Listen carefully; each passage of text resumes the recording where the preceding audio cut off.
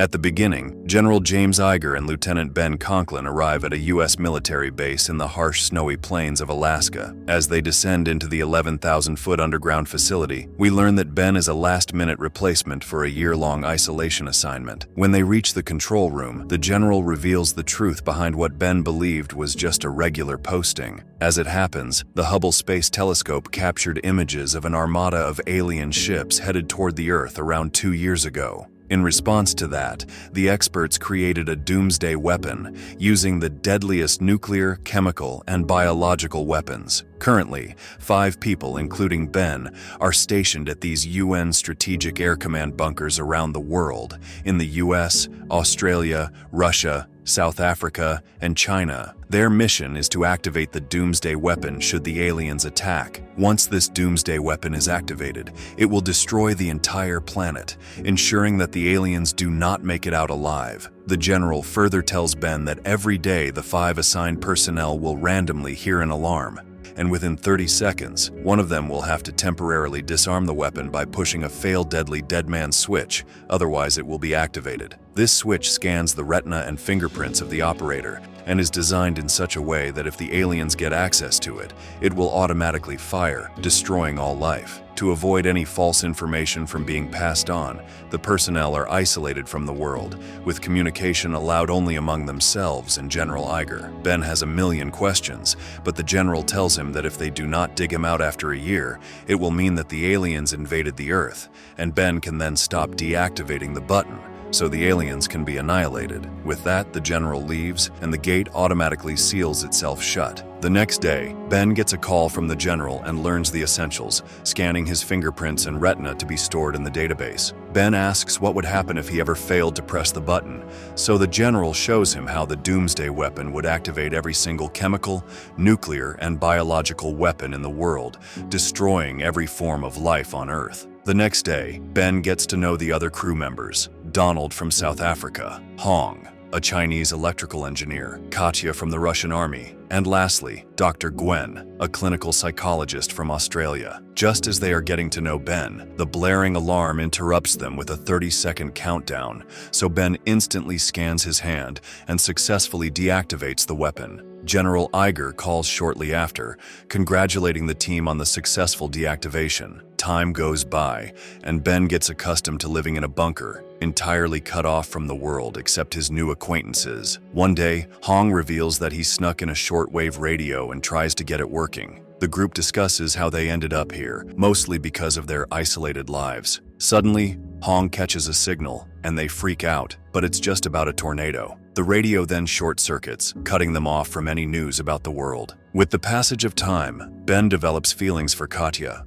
On day 43, the general calls the crew and tells them that the experts have been able to interpret the aliens' transmission, and for now, the aliens apparently seem peaceful. However, upon further augmentation, the image from the Hubble telescope showed another wave of alien ships, not so far behind. The general is concerned that these huge ships might be harboring colonists, but they cannot know for sure until they are closer. Days go by, and one day Ben has a nightmare where he is unable to deactivate the weapon, and Katya gets attacked in her bunker by aliens. As he wakes up, Katya comforts her from her screen, but when he expresses his feelings for her, she brushes them off, claiming that their uncertain future does not allow for the luxuries of a normal life. On day 133, when the loud alarm rings in the bunkers, unofficially it is Hong's turn, but he takes some time to get to the switch. Seeing this, Ben rushes to his switch and pushes it, deactivating the alarm. Strangely, Hong claims his button did not engage, despite him pushing it before Ben did. Since Hong is an engineer, he decides to work on his panel, but loses connection with the rest of the crew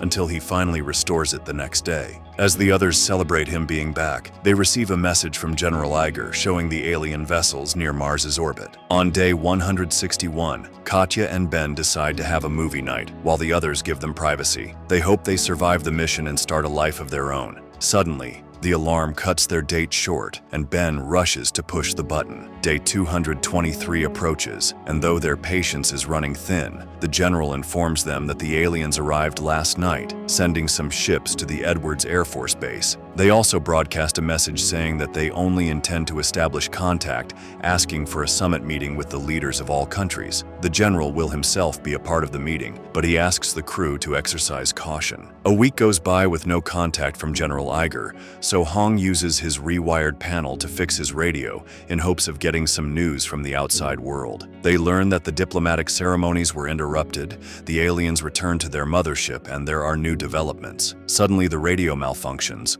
along with Hong's panel and his air scrubbers, the latter causing his cabin to fill instantly with the venting carbon dioxide. The others watch in horror as Hong suffocates in front of their eyes, and then his connection is cut off. 2 days later, Ben notices Donald shivering, who complains that his bunker is freezing. Ben asks him to run a system check, but Donald reassures him that everything is fine and asks Ben to rest while he stays on guard for the alarm. The next day, Ben wakes up to Gwen's cries and learns that Donald froze to death in his bunker. In the next scene, on day 304, Gwen notices a strange noise near her bunker. She pinpoints it to be coming from above, and for a brief moment, the trio rejoice that Gwen is being rescued. However, something breaks through her roof, filling the room with dust and debris. Through the haze, Ben and Katya notice a rope that pulls Gwen upward. Katya and Ben keep shouting Gwen's name, but the computer is unable to locate her, and shortly her connection to them is also severed. A month later, Katya gives up and decides that they should stop pushing the switch altogether, since humanity is doomed. However, Ben hopes for a miracle, that the humans might be able to defeat the aliens, eliminating the need for the doomsday weapon. More time passes, and on day 367, Katya points out that their time is up by 2 days, which means no one is coming for them. Early on in the mission, they were all informed that after a year the power would be cut off, leaving the bunkers uninhabitable. Katya questions it, but Ben tells her that his bunker lost its power and is operating on backup already. Suddenly, Katya notices some strange noise coming from her power source in the other room. As soon as she opens the door, her bunker catches fire. Unable to escape the violent flames, Katya dies, while Ben watches helplessly. After Katya's death, Ben loses all hope, and on day 369, his water supply runs out. When the alarm starts ringing, Ben decides not to push the button. Just as it is about to expire, General Iger shows up on his screen, prompting Ben to push the button. He informs him that they won, but they will need more time to get to his bunker and unseal his gates. Till then, Ben must do everything he can to keep pushing the button. With almost no food left, Ben accepts his final order. In the end, it is revealed that General Iger was being controlled by a parasite alien, while Washington, D.C. has been reduced to ruins, implying that the aliens did in fact invade and destroy the human race. And with that, the movie ends. We hope you enjoyed our recap. Watch the next videos on the screen and don't forget to subscribe for more amazing recaps. See you in the next one.